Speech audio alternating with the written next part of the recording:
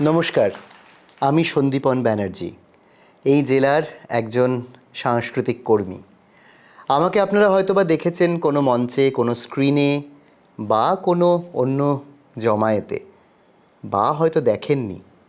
কিন্তু তবুও আজকে কেন জানি না আমার খুব নিজের কথা আপনাদের সঙ্গে শেয়ার করতে ইচ্ছা হলো। সংস্কৃতি চর্চা করাটা আমাদের একটা অভ্যাসের মধ্যে দাঁড়িয়ে যায় যারা আমরা বাঙালি। ছোটোর থেকে এই অভ্যাসটা আমাদের মধ্যে কিন্তু প্রাণবন্ত।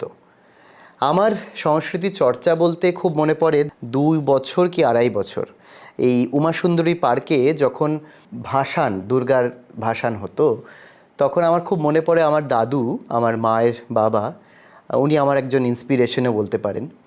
দাদু আমাকে মাঝে মাঝেই এই সমস্ত কালচারাল ইভেন্টসগুলোতে নিয়ে যেতেন। তো সেরকম এই ভাসানের কথাটা কেন বললাম, দুর্গাপুজোটা আমাদের ভীষণ কাছের, তো তাই ওই ভাসানে নিয়ে এসে ওই ছন্দে ফেলে দিতেন আমাকে। অর্থাৎ ওই ঢাকের বলে বলে আমাকে তখন ওই 2 বছর কি 2.5 বছর, বুঝতেই পারছেন, ওই সবার সামনে সবাই নাচ করতো, ধুনুচি নাচ যেটা আমাদের খুব ফেমাস বাঙালিদের, সেরকম সবার সামনে আমাকে ফেলে দিতেন, অর্থাৎ আমি নাচবো। তো সেই ছন্দেই আমার হয়তো তৈরি হয়ে যাওয়া। এই ছন্দে থাকতে থাকতে কোথাও গিয়ে যেন নাচ এই ব্যাপারটা আমার মধ্যে ঢুকে গেছিলো। ছোটোবেলায় যখন আমি খুব কান্নাকাটি করতাম, খুব শান্তই ছিলাম যা শুনেছি, সেই কান্নাকাটির মধ্যে কখনো যদি কেউ রেডিওতে গান চালিয়ে দিত, আমি কিন্তু চুপ করে যেতাম। অর্থাৎ এই গানের বা এই ছন্দের, এই সুরের একটা যে ব্যাপার আমার মধ্যে হয়তো বা ছোটোর থেকেই ছিল। তার মানে কি এই যে আমি পড়াশোনা করিনি? না, পড়াশোনাটা কিন্তু আমার সেইভাবেই সুস্থভাবে এবং সুষ্ঠুভাবে চালিয়ে গেছি। আমি আমার আইসিএসই চলাকালীনও কখনো গান বাজনাকে বন্ধ করিনি, যেটা সবাই বলে থাকেন যে মাধ্যমিক দিচ্ছে বা উচ্চ মাধ্যমিক দিচ্ছে বা যে কোনো অ্যানুয়াল এক্সামস, এই সময় গান বাজনা করতে হবে না, কারণ সব কিছু হ্যাম্পার হয়ে যাবে। কিন্তু আমার ক্ষেত্রে সেটা ঠিক উল্টোটাই হয়েছে। গান বাজনাটা ছিল বলেই হয়তো সমস্ত কার্যকলাপগুলো অনেকটাই ভালো হয়েছিল। আমার ছোটোবেলায় স্কুলিং আপনারা হয়তো বা জানেন মেরি ম্যাকলেট স্কুলেই, এবং সেইখানেই আমার প্রথম মঞ্চ যেটা বলে সেটা হয়েছিল। আমার খুব মনে পড়ে, আমার একজন শিক্ষিকা ছিলেন জয়া ম্যাডাম। জয়া ম্যাডাম গান করেছিলেন গ্রাম ছাড়া ওই রাঙামাটির পথ। তো উনি খুব ইচ্ছা ছিল ওনার যে সন্দীপনকে মঞ্চে নিয়ে আসবো। প্রথম মেরি ম্যাকলেট স্কুলের মঞ্চে নাচ করি। এইভাবেই আস্তে আস্তে বিভিন্ন সময় নাচ করা এবং তার সাথে সাথে অ্যাওয়ার্ডস পাওয়া, বিভিন্ন মঞ্চে, ডিস্ট্রিক্টে বলুন, জেলাতে, রাজ্যে বলুন, সবভাবেই আমার এই নাচ নিয়ে এবং গান নিয়ে চর্চা চলতোই। এই যে চলাটার মধ্যে কি খুব খুব ইজি ছিল ব্যাপারটা? কখনোই নয়। অনেকেই বলবেন যে হ্যাঁ, তোমার বাবা মার সাপোর্ট সবসময় পেয়েছো, দাদুর সাপোর্ট পেয়েছো, হয়তো বা তোমার এই যাত্রাটা খুব ইজি ছিল। না, সেটা কখনোই নয়। কারণ এই সংস্কৃতি যাপন করতে গিয়েই নানারকমভাবে নানারকম প্রতিকূলতার সম্মুখীন হয়েছি বা হচ্ছিও। যে পাশে দাঁড়ানোর লোকটা একটু কমে যায় যখন আপনার নামটা একটু বেশি হবে। ওই যেরকম গাছে যখন খুব ভালো আম হয়, তার কাছে বেশি পাথর ছোড়া হয়। তো ঠিক সেরকম আমার ক্ষেত্রেও হয়েছিল। কখনো বা এরকম হয়েছে খুব ভালো পারফরমেন্স দিয়েছি, কিন্তু সেখানে হয়তো সেই জায়গায় আমাকে নিয়ে যাওয়া হয়নি। হয়তো কোনো প্রতিকূলতা তাদেরকেও বেঁধে রেখেছিল, সেই কারণেই হয়তো আমাকে সেই জায়গায় তারা নিয়ে যেতে পারেননি। অনেক ক্ষেত্রে হয়েছে। কিন্তু আমার বাবা মা, আমার দাদুর আশীর্বাদ, এদের একটা বন্ডিং ছিল, স্ট্রং বন্ডিং। সবসময় আমাকে ওরা এগিয়ে নিয়ে গেছে। স্পেশালি আমি আমার বাপির কথা বলবো, আমার বাবার কথা। বাপি সবসময় এগিয়ে দিতেন আর মা কাজগুলো করিয়ে নিতেন। আমার মনে আছে বহরমপুর শহর তথা আমাদের রাজ্যের যে কোনো কম্পিটিশন হলেই সেই লিফলেটটা কোনোভাবে মার কাছে চলে আসতো, এবং সেই লিফলেট দেখে গান করানো বা নাচের কম্পিটিশন বা আঁকার কম্পিটিশনে জড়িত ছিলাম সেগুলো সবই পাস্ট টেন্স। তার সাথে সাথে আমি যেটা খুব ভালোবাসতাম সেটা হচ্ছে যে কোনো সঙ্গীত চর্চা বা যে কোনো নৃত্য চর্চার কোনো অনুশীলন হলেই সেখানে আমি চলে যেতাম বা টিভির মাধ্যমে দেখতাম। তো এইগুলো করতে করতেই তার সাথে সাথে আমার প্যাশনের সাথে ইমোশন জড়িয়ে গেল স্কুলে পড়ানোর। আমার মনে পড়ে যে আমি যখন বাড়িতে থাকতাম, যে আমাদের একতলার একটি বাড়ি ছিল আগে, সেই বাড়িটির যে পিলার্সগুলো ছিল ব্ল্যাক কালারের পিলার্স ছিল। তো সেখানে আমি যে পড়াশুনোগুলো করতাম, স্কুলে যেগুলো পড়ে আসতাম, সেইগুলো আমি একটা স্কুল তৈরি করতাম, একটা ক্লাস তৈরি করতাম। এবং তার সামনে থাকতো কাল্পনিক ছাত্রছাত্রী, এবং স্কুলে যেগুলো আমি দেখতাম যে ম্যাডামরা খাতা নিয়ে আসছে, একটা কোনো বড় বই আছে সেই বইটার মধ্যে মার্কস তুলছে, সেই কার্যকলাপগুলো আমি নিজে করতাম ওখানে, নিজে পড়াশোনাগুলো পড়াতাম, পড়িয়ে তাদেরকে টেস্ট নিতাম। টেস্টটা কী নিতাম আমি নিজেও জানি না এখন। সেই টেস্টগুলো নিয়ে আমি সেগুলোকে আবার চেক করতাম এবং তারপরে উত্তর দিতাম এবং ওই মার্কস তুলতাম। তো হয়তো ভগবানের সেটাই ইচ্ছা ছিল, সেই জন্য ওই যে ব্রহ্মা একবার হ্যাঁ বলে দেন, তো সেই করে হয়তো বা সেই শিক্ষকতার সাথেই যুক্ত হয়ে পড়লাম আবার সেই মেরি ম্যাকলে স্কুলে। এখানে আসারও একটা খুব মজার একটা গল্প আছে। আমি সম্ভবত 2010 সালের না 11 সালে আমি 11 কি 12 সালে এরকম সময়টাতেই আমি ট্রেনে মানে কলকাতা, তখন আমার 2010 সালে মাস্টার ডিগ্রি শেষ করেছি। আমি একটা কনফারেন্সে গিয়েছিলাম তখন, ইন্টারন্যাশনাল কনফারেন্সে। সেখানে তখনও আলাপচারিতা চলছে যে আমি এর পরবর্তীতে কী নিয়ে কাজ করব। এইবার ঠিক সেই মুহূর্তে দাঁড়িয়ে আমি কিছু কম্পিউটারের কোর্স করছিলাম। তখনই আমাকে আমাদের তদানীন্তন যিনি অধ্যক্ষা ছিলেন মেরি ম্যাকলে স্কুলের, সিস্টার সোলি, উনি আমাকে হঠাৎ করে ফোন করছেন। আমি তখন দমদম স্টেশনে। ফোন করছে যে হঠাৎ করে সিস্টারের ফোন বাজছে, এ তো আমি বুঝতে পারছি না হঠাৎ করে কেন এই টাইমে ফোন করছে। তখন আমি ফোনটা ধরি। সিস্টার তখন আমাকে বলেন যে ওয়ের আর ইউ। আমি তখন বললাম যে I am just going to board the train. বললো ঠিক আছে, you come to my office. আমি বললাম যে sister I will reach around 12:30 or 2, I don't know what time the train is going to arrive. তো তখন সিস্টার বলেন যে তুমি যে কোনো টাইমে তুমি চলে এসো, তুমি 3:30টার মধ্যে স্কুলে এসো। তো আমি তো স্কুলে যাই। তখন উনি আমাকে একটা অফার দেন যে তুমি কি করছো। তখন তো ধরুন আমি সেরকম কিছু করছি না, ওই টিউশন পড়াতাম আর দমদমে থাকতাম এবং নিজের কলার চর্চা করতাম আর কি। তো তখন সিস্টারের কথাটা শুনে অবাক হলাম যে তিনি বলছেন তুমি স্কুলে জয়েন করো। তো আমি খুব অবাকই হয়ে গেছিলাম, মানে মেরি ম্যাকলে স্কুল, যে স্কুলে আমি 13টা বছর কাটিয়েছি, সেই স্কুলেই আবার শিক্ষকতা করব, এবং সেই অফারটা দিচ্ছেন আমারই শিক্ষিকা, মানে সিস্টার সোলি আমাদের সময় আমার টিচার ছিলেন এবং তার সাথে আমার সম্পর্কটা খুব মধুর ছিল। মানে সিস্টার সোলি যখন স্কুল লাইফে আমার টিচার ছিলেন, তখন তিনি চলে যাওয়ার পরে আমার সাথে তখন পত্রে বিভিন্ন রকম সময়ে আলাপচারিতা হতো। তিনি আসামে থাকলেন, তারপরে বিভিন্ন জায়গায় গিয়েছিলেন, সব জায়গায়। ইনফ্যাক্ট শুধু সিস্টার সোলি নয়, সিস্টার এলসি বলে একজন ছিলেন, সিস্টার ক্যাথলিন, যারা আমার সময়ের সিস্টার ছিলেন আর কি, তারা সবাই বিভিন্নভাবে আমার সাথে যোগাযোগ রেখেছিলেন। ইনফ্যাক্ট এখন এসে দাঁড়িয়েও তারা বহরমপুর শহরে এলে আমার সাথে যোগাযোগটা রাখেন। এটা খুব আমার বড় আশীর্বাদ। তো সিস্টার সলি তো বললেন উনি জয়েন করার কথা। আমি তো বেশ মানে পারপ্লেক্সড হয়ে গেলাম যে আমি কি করব, হঠাৎ করে শিক্ষকতার মধ্যে চলে আসছি, আবার এটা কি হচ্ছে আমার সাথে। তো কিছু না ভেবেই সিস্টারকে বললাম ঠিক আছে সিস্টার আমি জয়েন করছি। তো পরের দিনই বললেন জয়েন করতে। মানে এটা আমি জানি না কীভাবে যেন একটা ব্লেসিং আমার জীবনে চলে এলো। এবং 2012 সালের সম্ভবত 2রা জুলাই আমি জয়েন করেছি। এক প্রাইমারি সেকশনের একটা ক্লাস, মানে জয়েন করেছিলাম। সিস্টার বলেছেন তোমাকে প্রাইমারি সেকশনে কিছুদিন থাকতে হবে, আমি তোমাকে হাই স্কুলের পরের বছরই তোমাকে হাই স্কুলে আমি তুলতে চাই। তো আমি মিড অফ দ্য সেশন, যেহেতু ছেলে মেয়ে সবাই নতুন, এবার আমার কীরম যেন লাগছিল প্রথম দিন স্কুলে গিয়ে। মনে হচ্ছে যে এই এনভায়রনমেন্টে তো আমিই বড় হয়েছি, আমি ওদেরকে কি বলবো, আমি কি করব, মানে কিছুই মাথায় খেলছে না। তো যখন প্রথম অ্যাসেম্বলি হয়, সিস্টার তখন ডেকে বলেন যে তোমাদের সামনে একজন নতুন মানুষকে দেখতে পাচ্ছ, কে সে বুঝতে পারছো? তো বাচ্চা তখন সবাই কেউই কিছু বুঝতে পারে না। আমি তো খুব মানে লজ্জা এবং ভেতরে একটা অন্য রকমের ব্যাপার তৈরি হয়েছিল। তো তখন আমার খুব মনে পড়ে আমি স্টেজে উঠে যখন বলেছিলাম যে উই উইল রক টুগেদার, এই কথাটা আমি ইউজ করেছিলাম। আমার এখন বলতে খুব মানে আনন্দ লাগে, কারণ এতদিন পরে যারা সেই সব ছেলেমেয়েরা যখন কলেজে পড়ছে বা বিভিন্ন পেশায় যুক্ত হয়ে গেছে, তারা এখনও সেই শব্দটা মনে রেখেছে। আমাকে দেখা হলে বলে স্যার এখনও আমরা মনে রেখেছি আপনার সেই কথা। তো এইগুলো একটা ব্লেসিং আমার জীবনে। এবং তারপরে দাঁড়িয়েই আমার এই শিক্ষকতার জীবন শুরু হলো যখন আমি হাই স্কুলে গেলাম। তারপরে ছেলে মেয়েদের সাথে এতটা বেশি ইন্ডালজেন্স হয়ে গেল যে বাড়িতে যদি কোনোভাবে আমার কোনো রকম ডিপ্রেশনের কাজ করতো বা কোনো রকম খারাপ লাগা থাকতো, কোথাও গিয়ে পড়াতে গিয়ে, স্কুলে গিয়ে সমস্ত কিছু যেন পজিটিভ হয়ে যেত। এবং 2019 সালে সে একটা বড় ব্লেসিং আমার জীবনে আসে। সেটি হচ্ছে আমি সেরা শিক্ষকের উপাধি পাই। সেটি আমি নিতে যাই দিল্লিতে ইসলামিক সেন্টারে। সেটাও কিন্তু সিস্টার সলি সম্ভবত তখন প্রিন্সিপাল ছিলেন এবং তিনি সেটাকে করে গিয়েছিলেন। আমি জানি না কীভাবে, কিছু ক্রাইটেরিয়াস ছিল সেই সময় দাঁড়িয়ে, যে বেস্ট টিচার হতে গেলে যে ক্রাইটেরিয়াগুলো দরকার ছিল সেইগুলো আমার মধ্যে হয়তো বর্তমান ছিল। সেই কারণে সিস্টার হয়তো পাঠিয়েছিলেন, বা কোনোভাবে ওরা যে সিলেকশন কমিটি ছিল তারা আমাকেই সিলেক্ট করেছিলেন। এবং সেই লাস্ট যেটা আমি আমার বাবাকে এবং আমার মাকে একসাথে উপহার দিতে পেরেছিলাম। দিল্লিতে আমরা সবাই একসাথে গিয়েছিলাম, আমার সহধর্মিণীও গিয়েছিলেন। তখন আমার সদ্য বিবাহ হয়েছে।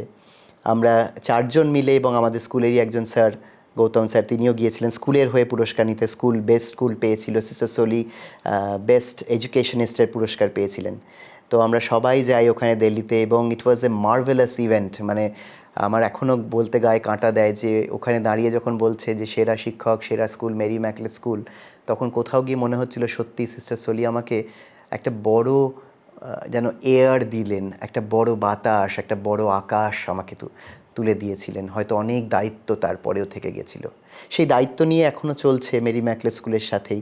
এবং এই যে পজিটিভ এনার্জিটা আমি পেয়েছিলাম, এটা মেরি ম্যাকলে স্কুলের একটা বড় দান ছিল আমার জীবনে এবং সেটা এখনও আছে। আবার একটু ফিরে যাই, আমি যখন পড়াশুনো করি আর কি, মাস্টার ডিগ্রি করছি বা গ্র্যাজুয়েশন করছি, আমার সবটাই রবীন্দ্রভারতী বিশ্ববিদ্যালয়ে। এবং একটা ছোট জায়গার ছেলে, একটা মফস্বলের ছেলে, তার কাছে অনেক স্বপ্ন থাকে। আপনারা যারা শুনছেন তারাও এটা হয়তো বলবেন, মফস্বলে থাকার দরুন আমাদের মধ্যে ওপেনিংটা অনেক কমে যায়। আমরা তখন কি ভাবি, আমরা যদি বড় শহরে যাই আমরা অনেক কিছু করতে পারবো, অনেক কিছু আমার অ্যাচিভমেন্ট। বহরমপুর শহরে কিছুই নেই। আমি তখন যখন যাই, আমরা অনেক স্বপ্ন নিয়ে একটা প্রথম পা রাখি বিশ্ববিদ্যালয়ে। তখন 2005, আমি সদ্য এইচএস পাশ করেছি বহরমপুর শহর থেকেই। তখন আমি যখন যাই আমি অনেক স্বপ্ন নিয়ে ঢুকি, কিন্তু অ্যাজ ইউজুয়াল মফস্বলের ছেলে তো, সেই মফস্বলে আটকে রয়েছিলাম। তখন দাঁড়িয়ে আমার প্রচুর বন্ধু, যেন আমার মনে হচ্ছিল সবাই আমার আপন, একেবারে আপন, মানে তাদের থেকে বড় কেউ নেই। কিন্তু তারপরে দেখলাম সেই বন্ধুগুলোই আস্তে আস্তে কেমন যেন অবন্ধুতে রূপান্তরিত হলো। শত্রু বলবো না, অবন্ধু বলাই ভালো।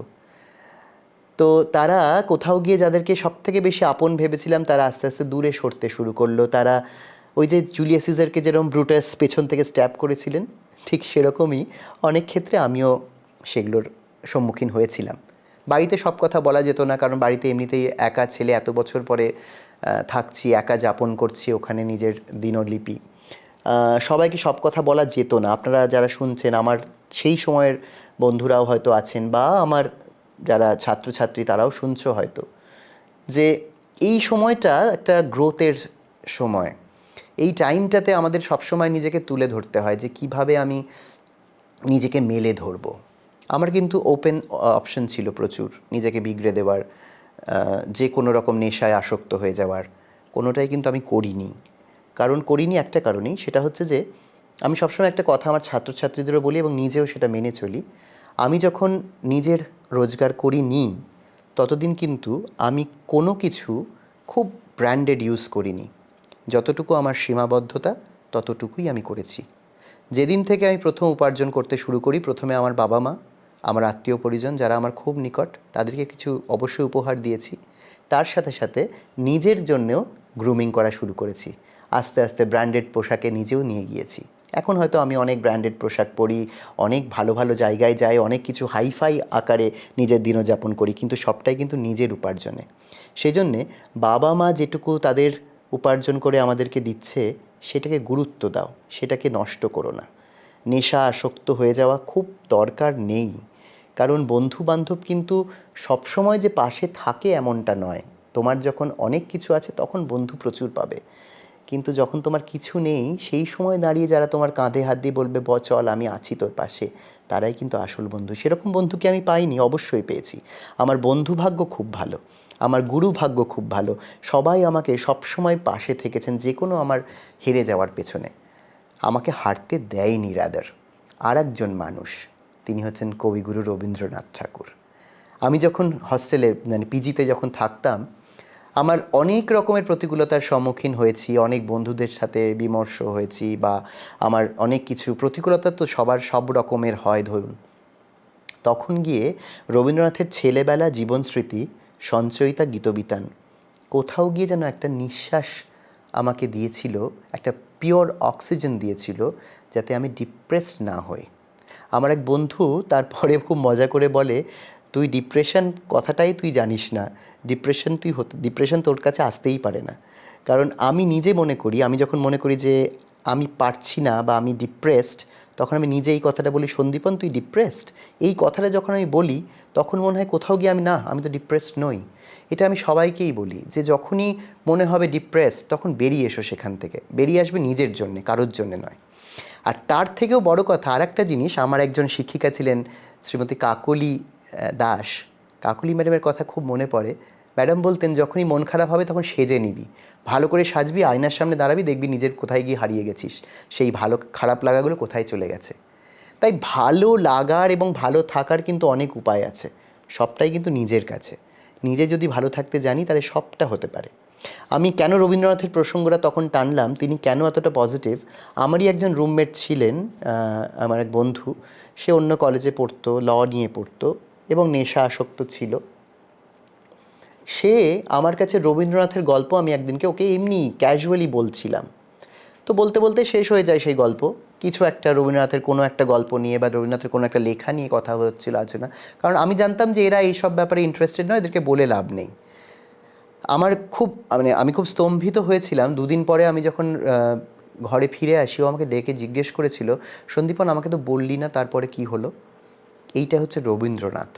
এইখান থেকেই আমার পজিটিভ হওয়ার আরও একটা জায়গা আমি পেয়েছিলাম, যে এই মানুষটা যদি একটা নন কি বলবো, মানে যে সংস্কৃতির ব্যাপারে কোনোভাবেই ওয়াকিবহাল নয়, সেই রকম ছেলেকে একটা পথে ফেরাতে পারে, তাহলে কেন নয়। এবং তারপর থেকে আমি বিভিন্ন রকম সেমিনার অ্যাটেন্ড করেছি বা নিজে করিয়েছি অনেক জায়গায় সেমিনার। সেখানে গিয়ে রবীন্দ্রনাথের প্রসঙ্গ বলবো না সেটা হয়নি, কারণ রবীন্দ্রনাথ না থাকলে হয়তো বাঙালি তো অবশ্যই অধঃপতনে যেত, কিন্তু আমি হারিয়ে যেতাম। আজকে যতটুকু বলতে পারি, যতটুকু কাজ করতে পারি, সব কিছুই কিন্তু রবীন্দ্রনাথ আমাকে ভরসা দিয়েছিলেন বলে। এর সাথে সাথে আমার তো চর্চা চলছেই, ধরুন, মানে আমি এখনও মনে করি I M A learner, I am not a teacher, I M A learner. সেটা খুব দরকার আমাদের। সব জেনে গেলে সব শেষ হয়ে যায়, সেই কারণে জানার কোনো বাঁধা রাখা দরকার নেই, জানাকে ছেড়ে দাও, মুক্ত করো, তাহলেই অনেক কিছু জানতে পারবে। এবং সেই কারণেই আমার সঞ্চালনা জগতেও আসা। আমার একজন শিক্ষিকা, আমার শ্রীমতী ঝর্ণা বন্দ্যোপাধ্যায়, তার সাথে কাজ করতে করতে তিনি হঠাৎ একদিন মাইক ধরে বলে দিলেন, যা তুই কথা বলতে পারবি। আমি বিবিল্ডার্ড, আমি কি বলবো আমি জানি না, মাইক্রোফোন হাতে দিয়ে বললাম, কিছু বললাম। এই বলার সাথে সাথে একটা কথা মনে পড়লো, মেরি ম্যাকলি স্কুলে একবার আমাদের 5, 6, 7 আর 8, 9, 10 দুটো গ্রুপ থাকতো। তো সিনিয়র দাদাদিরা আমাকে খুব পছন্দ করতো, তো সেই কারণে যে কোনো পড়া হলে আমাকে পড়তে দিত। তো একবার এমন হয়েছিল, এই কথাটা আজকেই ক্যামেরার সামনে প্রথম বলছি আমি, আমাকে একটা ওয়ার্ড আমাকে বলেছিল তোকে একটা প্যারাগ্রাফ পড়তে হবে, কিন্তু আমাদের যেহেতু বেল পড়ে গেছিলো অ্যাসেম্বলিতে, আমি তখন পড়তে পারিনি, মানে একবার রিভাইজ করতে পারিনি কী পড়তে হবে। তো তখন আমি ক্লাস 5-এ পড়ি। এবার আমাকে এরকম ক্লাস 5কে কিন্তু কোনোদিনও পড়তে দেওয়া হতো না, একমাত্র আমি বোধহয় সুপার পারমিশন পেতাম। তো যাই হোক, এইবার আমাকে ওই প্যারাগ্রাফটা পড়তে দেয়, এবার লাস্ট প্যারাগ্রাফটা আমারই ছিল। তো আমাকে বললো তুই যা, এবার আমাকে একটা ইশারা করলো, আমি গিয়ে পোডিয়ামে গিয়ে পড়তে শুরু করি। ওখানে তখন আমার কাছে একটা নতুন শব্দ চোখে পড়ে, সেটা হচ্ছে VAGUE, ভেগ। এখন তো খুব স্মার্টলি ইংরেজিতে বলি ভেগ কথাটা, তখন তো আমি জানতাম না, ক্লাস 5-এ পড়ি, ভেগ আবার কী জিনিস। আমি উচ্চারণ করেছিলাম ভেগিউ। এবার যেই ভেগিউ বলি, অ্যাজ ইউজুয়াল বাচ্চা কাচ্চা সবাই হাসতে শুরু করে এবং আমিও কনফিউজড হয়ে যাই, যদিও স্মার্টলি বেরিয়ে চলে আসি আমি, যেটা আমার স্বভাবতই ছিল, আমি স্টেজ স্মার্ট সবসময়, ভুল বললেও স্মার্টলি ভুল বলে বেরিয়ে আসবো। তো সেই সময় ওইটা আমার খুব মনে পড়ে এখন, যে এখন আমি এত মঞ্চ করি, এত মঞ্চে মাইক নিয়ে কথা বলি, এত জায়গায় ইংরেজিতে কথা বলি, আমি নিজের একটা শিক্ষা প্রতিষ্ঠানও খুলে ফেলেছি কথাশৈলী। সেখানে দাঁড়িয়ে সেই মানুষটাই এখন তখন কথা বলতে গিয়ে ভেগিউ শব্দ বলে ফেলেছিলাম। তো সেইটাই হয়তো কোনোভাবে মেরি ম্যাকলে স্কুল আবার পিঠে চাপড় মেরে বলেছিল তোকে করতে হবে, তোকে পারতে হবে। তো এইভাবেই যখন আস্তে আস্তে এই চর্চার মধ্যে এলাম, 2000 সালে বা 2001 সালকে আমার এখন মনেও নেই সেই সালের কথা, প্রথম সেই মঞ্চে উঠে মেরি ম্যাকলে স্কুলের পরেই যে প্রথম বড় মঞ্চে আমি এসে কথা বলতে শুরু করলাম, সেই কথা বলা তো হলো। কথা বলার পরে পরে আস্তে আস্তে যেন আমি স্ক্রিপ্ট লিখতে শুরু করলাম। এই স্ক্রিপ্ট লিখতে শেখা, তারপরে সমস্ত কিছু বলা, এই বলতে বলতে কোথাও গিয়ে আমি একজন প্রফেশনাল অ্যাঙ্কার হয়ে গেলাম। এইটা বিভিন্ন রাজ্যে, আমাদের রাজ্যের বিভিন্ন জায়গায় আমি সঞ্চালনা করতে যাই বা গিয়েছি, এবং সেখানে প্রচুর প্রচুর সম্মান, প্রচুর প্রচুর ভালোবাসা পাচ্ছি মানুষের, বা পাইও। এবং তারপরে আমি যার সান্নিধ্যে আসি তিনি হচ্ছেন শ্রীমতী চৈতালি দাশগুপ্ত এবং শ্রী রাজা দাশগুপ্ত, একটা বড় নাম আমাদের টেলিভিশন ইন্ডাস্ট্রিতে। এবং তাদের সান্নিধ্যে আসার পরে আরও বেশি জানতে পারলাম, এই পরিধিটা আরও বেশি প্রকট হলো এবং ক্যামেরার ব্যাপারে জানা, সিনেমার ব্যাপারে জানা, সমস্ত কিছু রাজা দাশগুপ্ত আমাকে শেখালেন এবং চৈতালি দিত কী করে সঞ্চালনা করতে হয় সেই সব ব্যাপারে আমাকে আরও বেশি আমাকে উজ্জীবিত করলো, আমাকে আরও অনুপ্রাণিত করলো এবং তার জন্যে আরও কাজ করতে চেষ্টা করে চলেছি। আমার সঙ্গীত জীবনের গুরুদের কথা না বললেই নয়। আমার মা শ্রীমতী জবা ব্যানার্জির কাছে প্রথম আমার হাতে খড়ি, তারপরে শ্রীমতী বাণী সাহা, তার কাছে তো প্রচুর আমার বর্ষ কেটেছে এই গান নিয়ে বহরমপুর শহরে। এবং আস্তে আস্তে যখন বড় হয়ে বাইরে যাই তখন শ্রীমতী ছন্দা দত্তর কাছে আমার প্রথম রবীন্দ্রসঙ্গীতের তালিম, রবীন্দ্রনাথের গানকে জানা, বোঝা এবং ভালোবেসে, সেই মানুষটির কথা না বললেই নয়, আমাকে এত আন্তরিকভাবে তিনি শিখিয়েছিলেন। আমার এক বন্ধুর মারফত আমি সেখানে যাই এবং সেখানে গিয়ে এত শুনেছিলাম তার কথা এবং তার কাছে গিয়ে এত ভালোবাসা পেয়েছি, যার কাছে এখনও আমার গেলে সেই ভালোবাসাটাই বর্তমান। তারপরে শ্রী মনোজ মুরলী নায়ারের কাছে আমার রবীন্দ্রসঙ্গীত চর্চা এবং তার সাথে সাথে অনলাইনেও আমি করেছি শ্রীমতী শ্রাবণী সেনের কাছে। তাই গানের চর্চাটা অনেক দিন হলো এবং সেটা চলছে এখনও আমি চর্চা করে চলি। তার সাথে সাথে নাচের কথা বলতে গেলে যেটা বলতে হয়, আমি তো নাচ সেভাবে কোনো দিনও শিখিনি। এখানে আমি যখন ডিস্ট্রিক্ট লেভেলে কম্পিটিশনে ফার্স্ট হচ্ছি, জেলায় যাচ্ছি, রাজ্যে যাচ্ছি, তখন আমাকে লোকজনের সাথে রীতিমতো তর্ক বিতর্ক লেগেছে, যে তুমি গুরুকে স্বীকার করো না কেন? আমি বলছি আমার তো কোনো গুরুই নেই, কারণ আমি তো নিজের মতো করে শিখি, নিজের মতো করে করি। সেইটার থেকেই আমি এত কিছু পেয়ে যাচ্ছিলাম। তো সেটা তো আমার কিছু করার ছিল না। তো আমার মনে পড়ে আমার মার সাথে রীতিমতো ঝগড়াও লেগে গেছিলো একজন গার্জেনের, কারণ আপনি কেন বলছেন না ওর কার কাছে নাচ শেখে, আমিও আমার ছেলেকে ওইখানে দেবো। তো এইগুলো খুব মজার ঘটনা এখন মনে পড়ছে। আর তারপরে আমি কলেজে ওঠার পরেই সম্ভবত গুরু শ্রী ভেঙ্কিটের কাছে আমি ভরতনাট্যম কিছুদিন শিখেছিলাম। তারপরে উদয় শঙ্কর যে শৈলীটা, যেটা আমি এখন করি সবসময়, সেটা শ্রী জয়দীপ পালিতের কাছে। এবং এইভাবেই আমার নাচ, গান, কবিতার চর্চা চলে। এবং সবথেকে বড় কথা যেটা, সেটা হচ্ছে আমি প্রতিনিয়ত স্টেজ দেখি, সিনেমা দেখি, আমি একটা শো দেখি। এগুলো কেন দেখি?